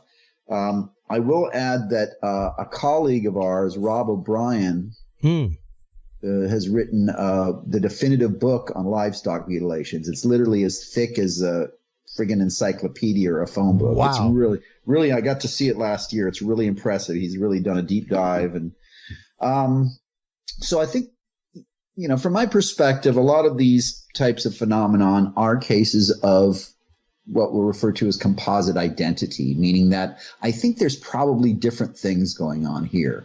There may in fact be some anomalous thing going on here. You see some of the photos that you see sometimes, it just doesn't look like, like the work of a natural predator. And I can tell you, I'm familiar with the work of like mountain lions and wild dogs and different things. And this is like surgical. I mean, it doesn't look like there's not a lot of, bite marks or ripped up hair or anything like that.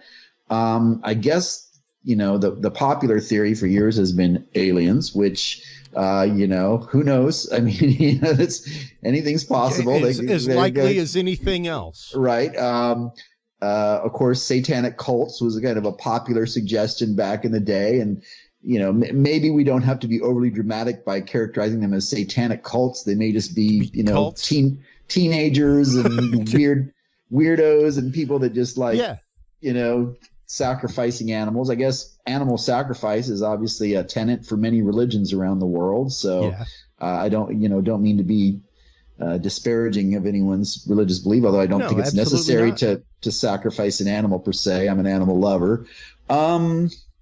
So I think there's probably a lot of different variables or factors going on here. Now, you kind of clued me into these recent killings, so I haven't had a lot of time to look into these. But I'm trying to think of where Madison County is located. Where is that? Northeast Texas, or is that? Yes. I'm trying to equate it to something Old regional. San Antonio Road, out near Madisonville. So. Oh, okay. Yeah, it's kind of near College Station. I'm seeing it. Yeah. Okay. Interesting. I'm trying to think if there is a history of cattle mutilations in that area. Now, I can give you a couple of stories. One would be in terms of, just accounts. That particular area, that region, is known to be a major corridor of our friend Bigfoot or Sasquatch, the Texas Bigfoot. So people that want to sort of dance around that particular conspiracy, although I don't see any reason why a Bigfoot or a Sasquatch That's a big critter for a Sasquatch. I mean, not saying that a Sasquatch ain't huge and brutal, and hey, like a chimpanzee has 5 times the strength of a human being. You're right. You're right. But I mean, to your point, that's a big critter to take down for a single animal, and then just to eat the jowl. And there aren't a lot of accounts of Sasquatches killing cattle, not that I'm familiar with. Yeah, that's pretty rare. Now, to your point, I think you made a great point just now. Let's eliminate, again, different types of known predators. Now, there's a misconception about animals like mountain lions and bears that they are, they are known to take larger animals like elk and things like that. Oh, absolutely.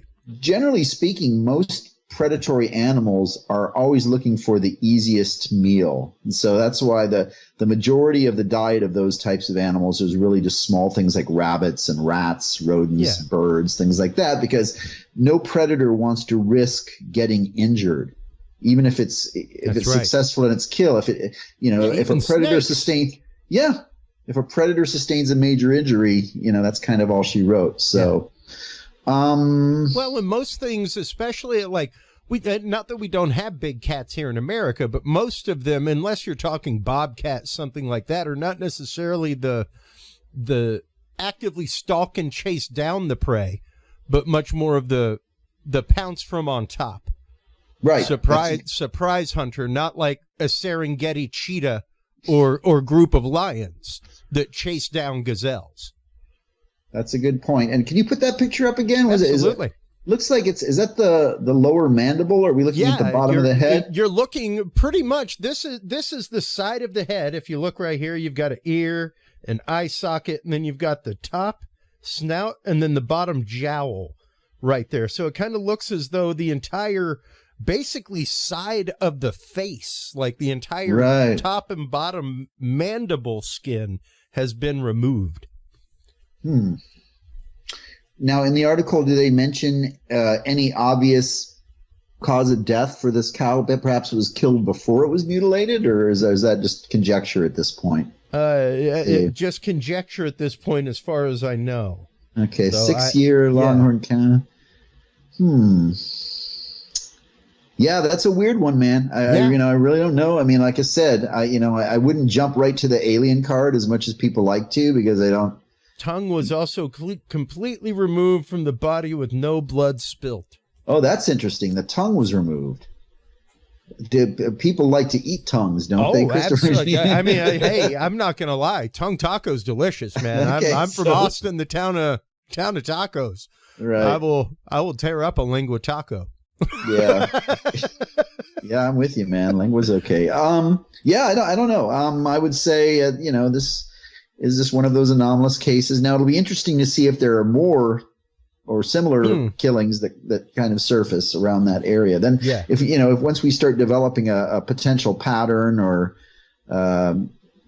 more data, then I think we could definitely be looking at something worth pursuing. But I know not. Like I said, it's definitively not, like you said, doesn't look like a big cat, doesn't look like wild dogs.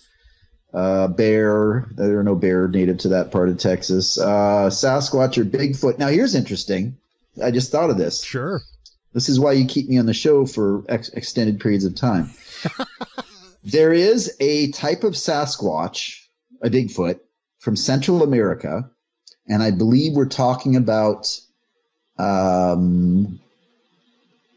Honduras. No, wait, Costa Rica? Well, anyways, where the Sasquatches are known as the Arranca Lengua, or tongue ripper, because of their purported habit of ripping the tongues out of cattle. Isn't that interesting? Similarly, there is a similar legend regarding, if you've heard of the Mapinguari, which is the kind of the Brazilian version of Bigfoot, it has also been alleged to rip the tongues out of cattle.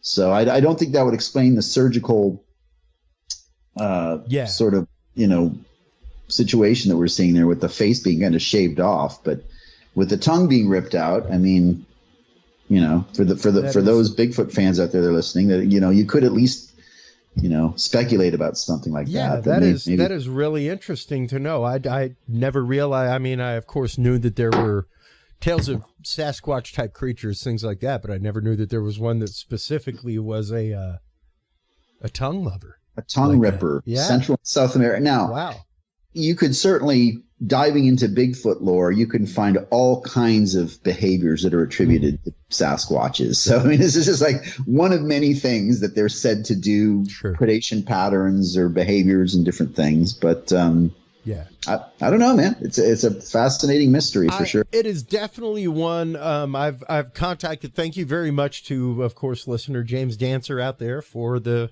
amazing picture. He is trying to contact the rancher that sent it to him to see if they would be willing to come on the show. And of course, I'm going to be following the story like crazy, with it being right here in our backyard. Just a little bit down the road, though, here in the last week was also a Chupacabra story coming out of Alabama. Alabama Fish and Freshwater Fisheries Division identifies strange-looking Chupacabra. And I wanted to kind of chat with you about this one because we'll, of course, be talking about the Chupacabra bone that I won in the auction from one of your investigations. But this is, I think, probably what most people who say, like, I've seen a Chupacabra in Texas. This is, I think, probably what most people have come across. Not that there have not been some strange sightings, things like that. But let's start getting into Chupacabra in Texas a little bit, Ken, and your investigations into it. Yeah, well, let's go back a little bit, Christopher, and talk about the origin of the name Chupacabra in Texas, because a lot of people aren't familiar with how this whole thing unfolded. Yeah. Most people are probably, of course, familiar with the Puerto Rican Chupacabra, which burst onto the scene in 1995. On the island nation of Puerto Rico, there was a series of mysterious livestock killings, not cattle, but small animals like goats, rabbits, things like that.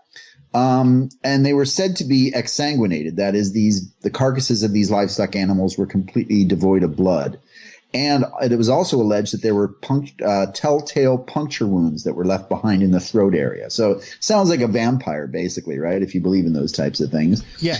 And then shortly thereafter, there were alleged sightings, and it kind of made worldwide news because in that time, in 1995, as you know, Christopher, there was this brand new thing called the internet, and they were looking for basically material, different websites, and I think it was Princeton University that actually put up the first Chupacabra website, which may still be up to this day. And then the original images of the reptilian Chupacabra from Puerto Rico with the big eyes, the spikes going down its back, the forked tongue, and all that was widely disseminated. Now, fast forward, and then I should say shortly thereafter, there were also Chupacabra accounts coming out of Mexico, Nicaragua, Chile, other parts of Latin America. Fast forward to 2004.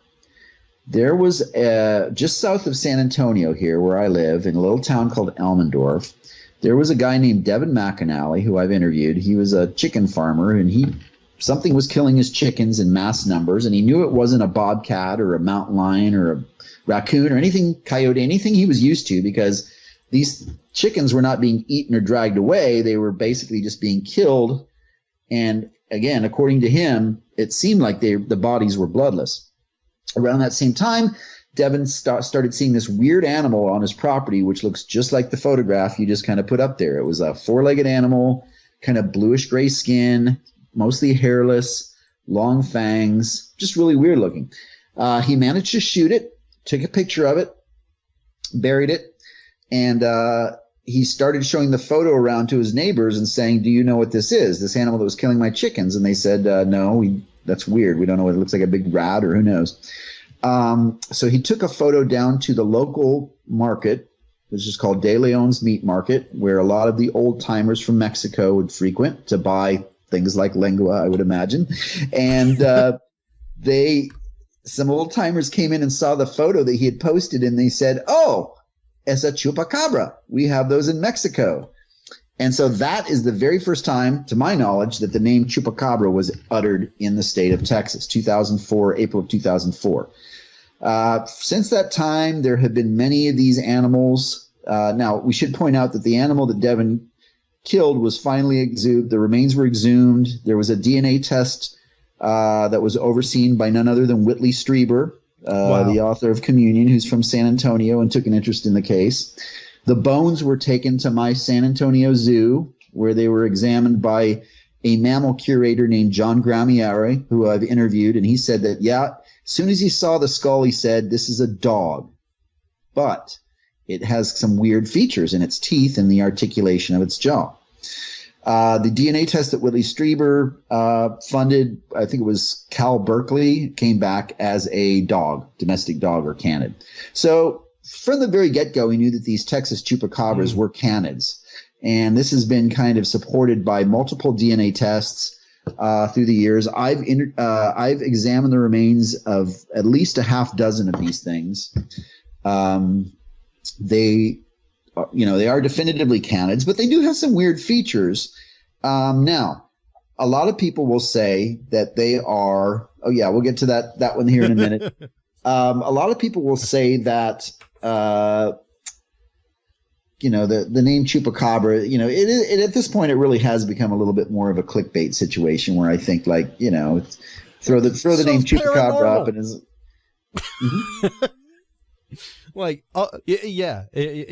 I would tend to agree with you. It is definitely a buzzword. Yeah. Hey, it's a cool sounding word. Yeah. So, but in terms of, the people that want to dispel all of these as merely quote unquote mangy coyotes, I think that's a little bit, in my opinion, it's a little bit of a disservice. And I'll tell you why. Many ranchers and people in Texas have seen mangy coyotes. Mm-hmm. Mange, of course, sarcoptic mange, Sarcoptes scabii, I think is the Latin. There's a little mite that gets in the fur of different animals like dogs, coyotes. They scratch. The hair falls out, they chew, they scratch. Look at this animal. Look how uniformly its hair is gone. Yeah. Except for a little tuft or a mohawk right there on the back of the neck. I've seen that on other specimens too. Furthermore, the skin does look kind of necrotic and kind of, I don't know, tough, leathery.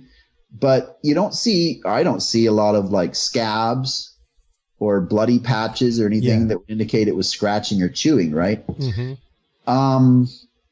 Also, many of these animals that I've examined have had unusual dentition, weird teeth, disproportionate limbs, gross on their bodies. So there seem to be, at least in my opinion, there are other things going on here with these animals. They are canids, they're dogs. Sure. Do they drink blood? That's what I guess that would be the ultimate definition of Chupacabra, right? Is just sucking the blood of fault. Sure.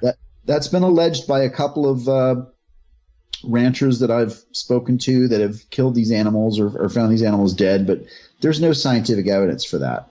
Now let's talk about the one that you have the bone for. That is known as the Rudersville Chupacabra. This was an animal that was road killed near Rudersville, Texas, which is up near Fayetteville. And I was investigating a property starting in 2009 where there were a lot of these animals running around. People were seeing them all the time, and a lot of the neighbors were seeing them. Just up the road is Rudersville.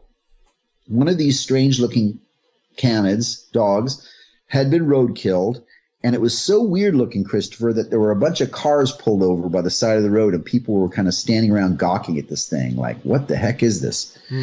Well, fortunately, someone had the wherewithal to throw the thing in the back of his pickup truck. And he got it to a gentleman named Harvey Hayek, who's the guy who owns the property where I'd been doing investigations. And Harvey called me up one day and said, "Hey, Ken, I got a carcass in one of these Chupacabra things. Do you want it?" I said, "Sure, I'll be right there." It's a 2.5-hour drive from San Antonio, but I headed out there.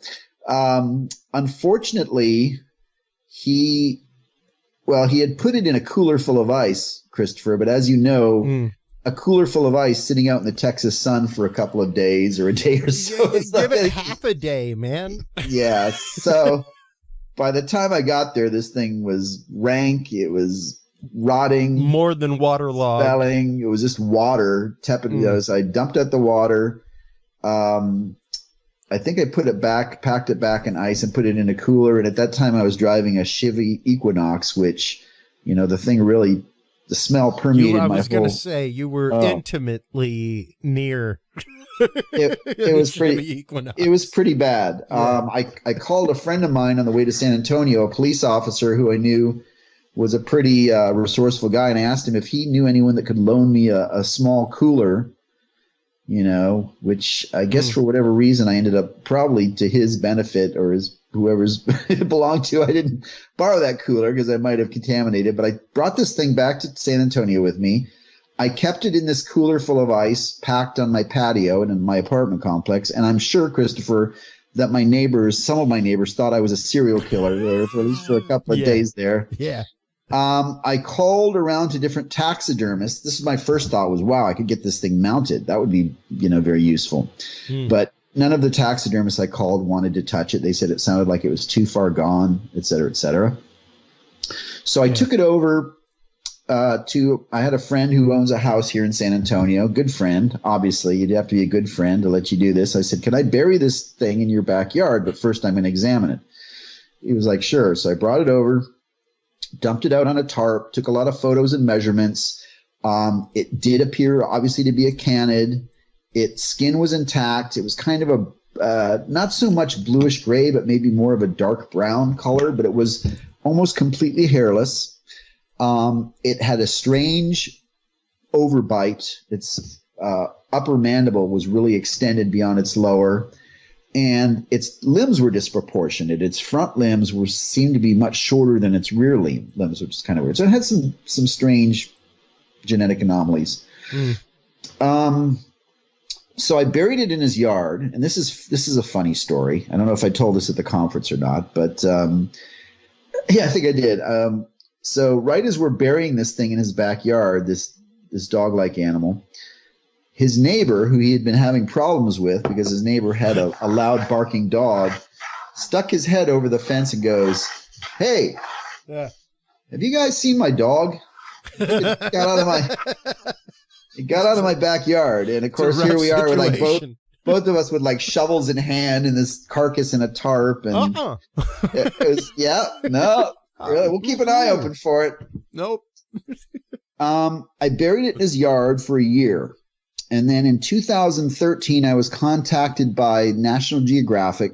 They were doing a documentary or a TV show on Chupacabras.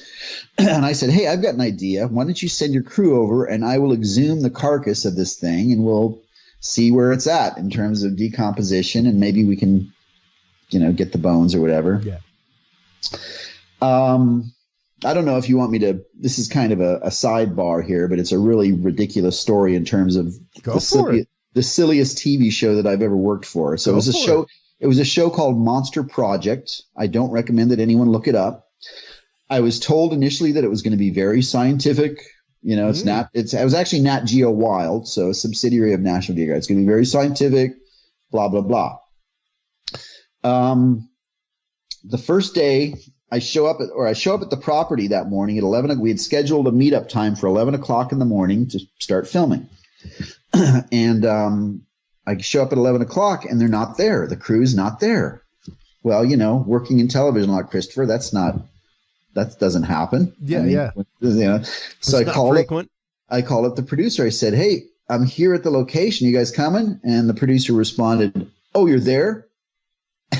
And I was like, yeah, 11 o'clock, what we scheduled. I'm probably coming off as a little bit intolerant here, but I'm an OCD guy, so it's like, okay. No, I mean you made an appointment. I mean, yeah, it's a TV shoot. So anyways, they finally showed up.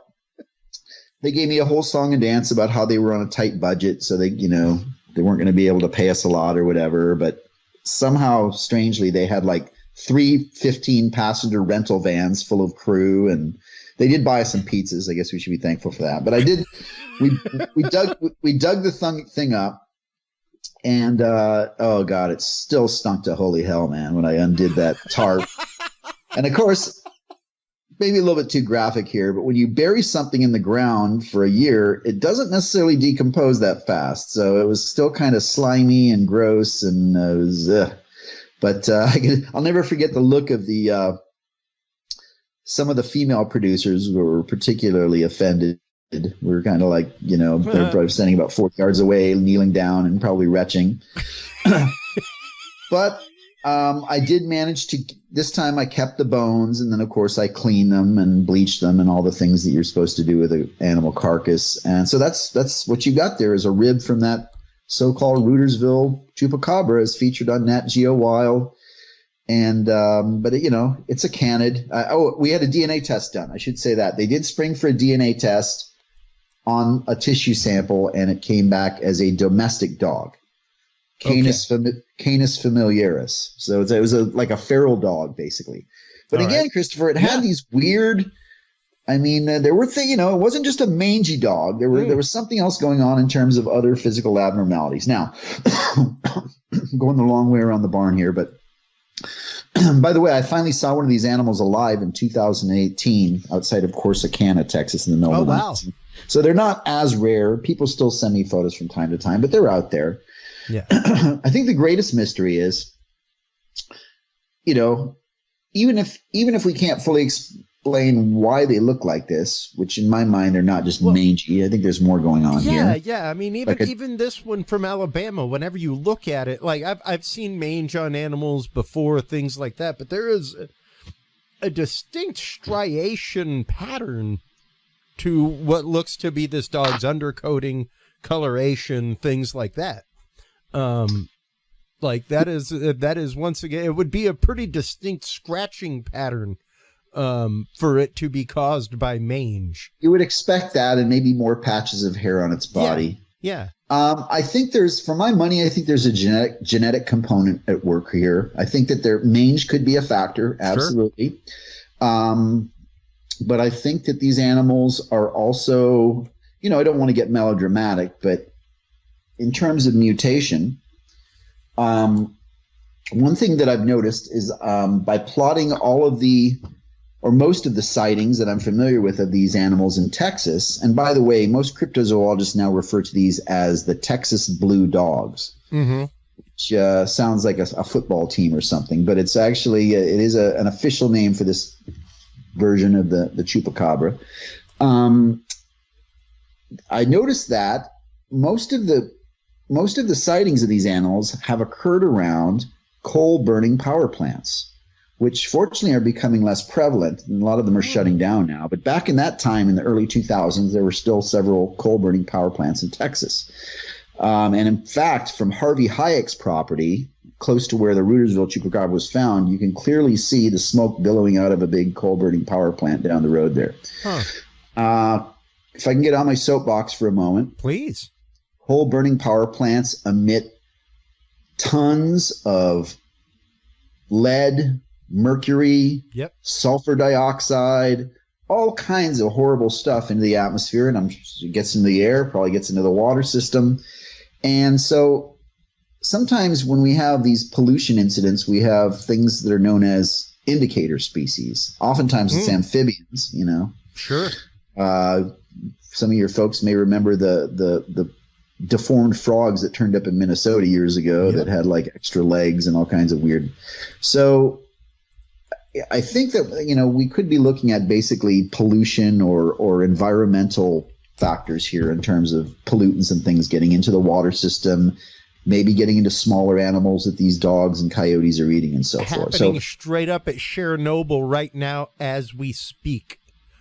There is a new genetic breed of dog that exists now specifically because of its proximity to the toxins of Chernobyl. That's pretty wild.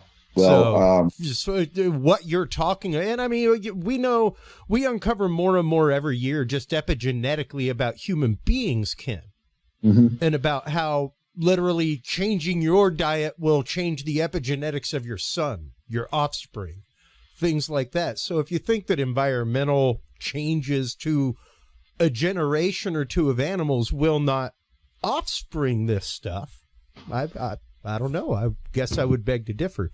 Because it can happen pretty rapidly. That's a great point, Christopher. Good knowledge that you're bringing in there.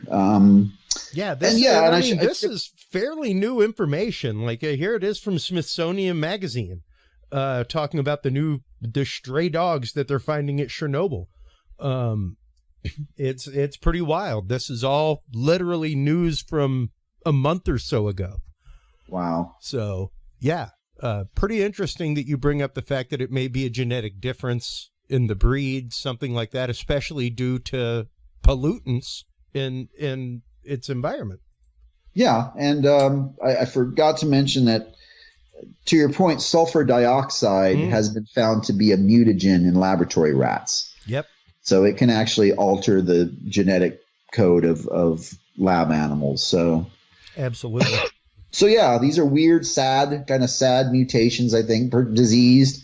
Maybe the genetic changes are also making their immune systems weaker, which is causing the mange, when they have mange, to have a more severe impact on the physiology and things like that.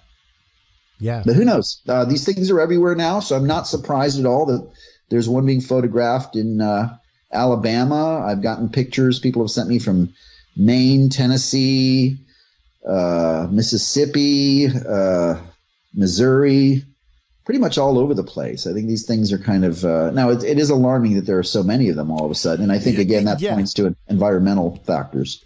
Exactly. I was just about to say the same thing. Just the fact that they are popping up more isn't necessarily the fact of, people are out looking for them more, but more the fact of seems like they are breeding more. Yeah. But, it's still a bit of a mystery, I think. I don't think it's certainly not no longer considered a cryptid. Technically, it's not. These things are cryptids. They are mysterious, though. I think there are mysterious aspects to these animals for sure. Yeah, absolutely. And once again, especially their proliferation over the last few years. Because, I mean, I remember when the first one was found, stuff like that. There have definitely been numerous sightings just over the last couple years of things here in the Lone Star State. So tons. And one last thing I should mention. Sure. This is interesting.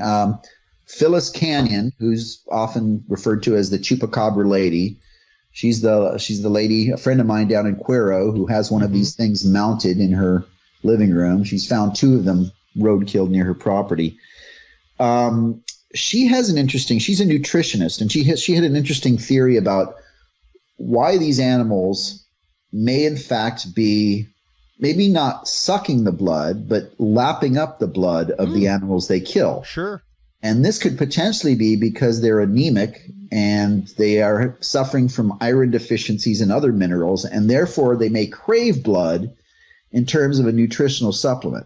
Yeah. So it's kind of I like that outside of the box theory that maybe they are in fact lapping up blood from chickens and things. And some animals just like it. Yeah, sure. I mean, I'm not going to lie. I prefer a rare to medium rare steak, as does my son. But I literally have one cat that will only eat steak or meat if it's cooked, and another one that will only eat it if it's raw. Once it's touched a pan, doesn't matter how much butter it has on it, whatever, zero interest. But while you're cutting that steak, wants chunks of raw meat. Pretty wild. Both domestic cats.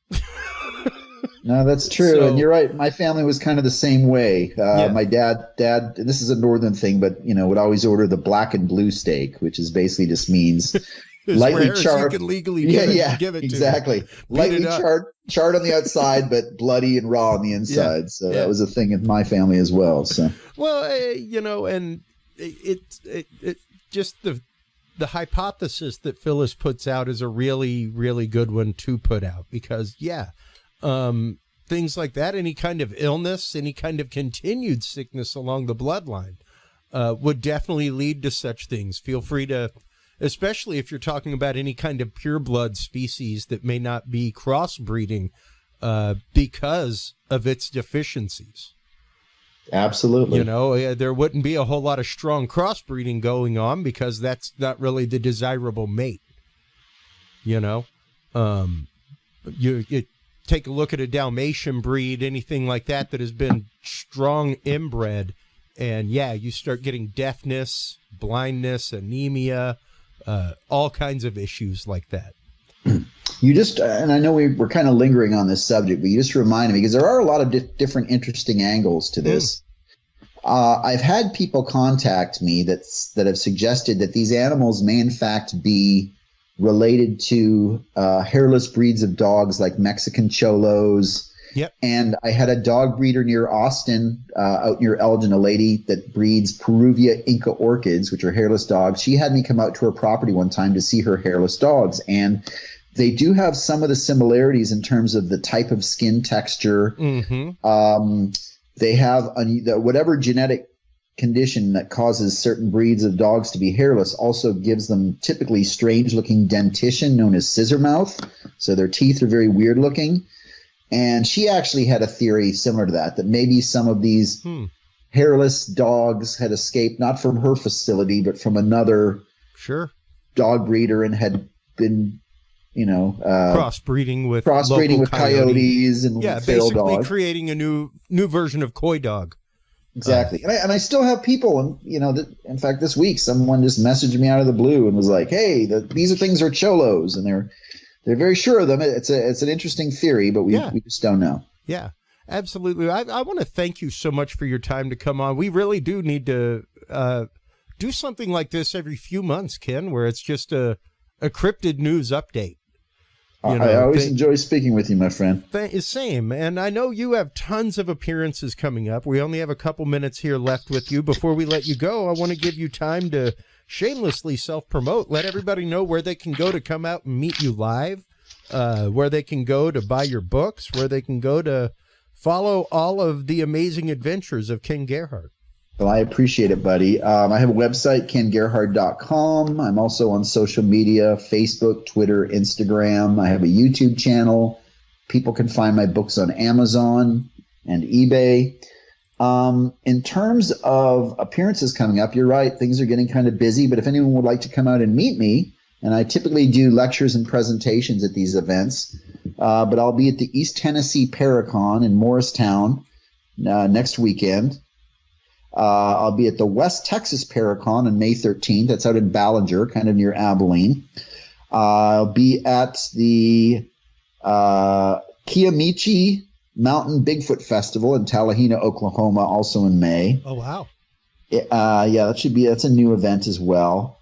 And West Virginia Bigfoot Festival. And, of course, one that we talked about that we're really excited about is the second Dogman Cryptid Conference, which is being held up in White Settlement, which is right near Lake Worth, Texas, home of the famous Lake Worth monster or Goat Man.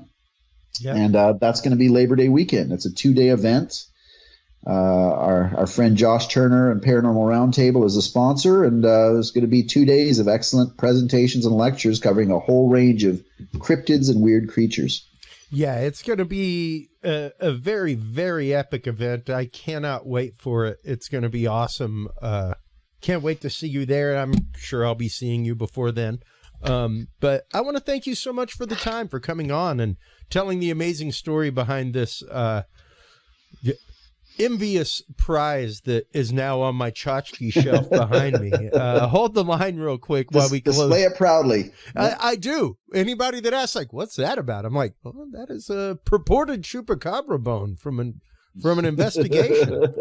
Yep. Yeah. 2012. It's right back there next to my my lament cube from Hellraiser. So, sweet. All kinds of wild things can happen on that shelf. Hold the line real quick while we close things out with the audience, Ken.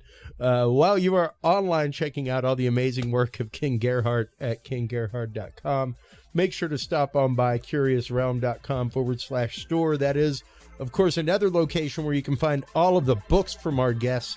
Curiousrealm.com/video is our newly constructed or reconstructed videos page where we embed all of the channels of our guests. So stop on by curiousrealm.com/videos. Make sure to subscribe to Ken Gerhard's content.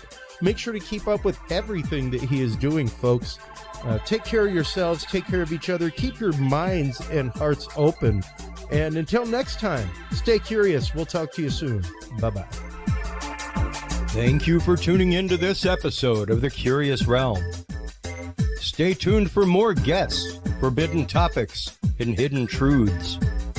Download the official Curious Realm app and view the Knowledge Vault on our website, curiousrealm.com. Follow us on social media by searching Curious Realm. Curious Realm is available on your favorite podcast services, as well as YouTube, Roku, Amazon Fire, and Apple TV through the APR TV app, available on all app markets. Curious Realm is a proud member of the HC Universal Network family of podcasts. For more great content or to become a sponsor of Curious Realm or other podcasts, visit hcuniversalnetwork.com today. Thanks for listening. Stay curious. And remember, the other side is always watching.